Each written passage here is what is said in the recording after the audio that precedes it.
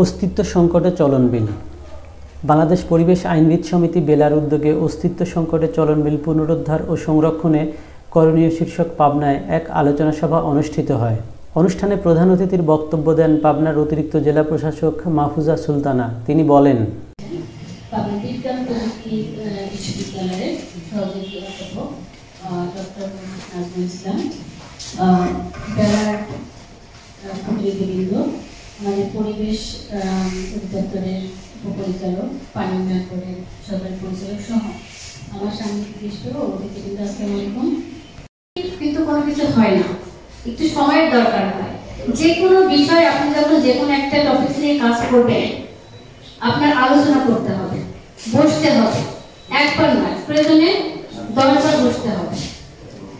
অনেক সময় আমরা আমাদের ব্যস্ততার কারণে সময় দিতে পারি না, বা বিষয় আমাদের এখানে পরিবেশের যে দিদি উনি বলে খুবই আন্তরিক, নতুন এসেছেন।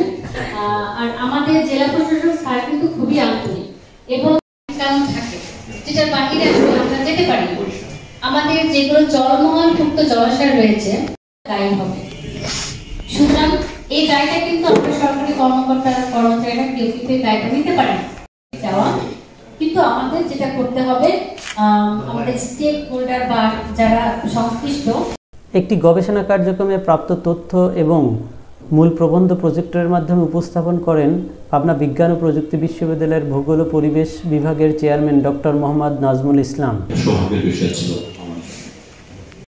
সেখানে ফিশারিজ অফিস আছে, সেখানে ওয়াটার বোর্ড আছে, সেখানে এগ্রিকালচার এক্সটেনশন অফিস আছে। কিন্তু জাপানের জিওগ্রাফি বানাতে পারবো না। জাপানের জিওগ্রাফিতে আপনার অবস্থানে আমরা কেউ বলবো না, সেই জায়গায় দেখা যাবে পানি আসে। বুধবার 18 ডিসেম্বর সকাল 10:30টায় পাবনা শহরের অন্নদা গোবিন্দ পাবলিক লাইব্রেরি মিলনায়তনে অনুষ্ঠিত সভায় বিশেষ অতিথির বক্তব্য দেন বাংলাদেশ পানি উন্নয়ন বোর্ড পাবনা কার্যালয়ের সহকারী পরিচালক মুশারফ হোসেন। ফিজিবিলিটি স্টাডি হয়ে গেছে বরালের এবং ডিপিপি অনুমোদন প্রক্রিয়া ও পরিবেশ অধিদপ্তর পাবনা কার্যালয়ের সহকারী পরিচালক মোহাম্মদ আব্দুল গফুর। এখানে আমাদের পরোক্ষভাবে আমাদের অনেক সংশ্লিষ্টতা থাকে। চলন বিলের বিভিন্ন সমস্যা ও সমাধান নিয়ে তথ্যভিত্তিক আলোচনা করেন চলন বিল রক্ষা আন্দোলনের সদস্য সচিব মোহাম্মদ মিজানুর রহমান। অনুষ্ঠানে সভাপতিত্ব করেন বরাল রক্ষা আন্দোলনের আহ্বায়ক SM হাবিবুর রহমান। কিভাবে প্রয়োগ করা যায় সেই বিষয়গুলো গবেষণার বিষয় এবং এর ইতিহাস ঐতিহ্য তুলে ধরতে হবে।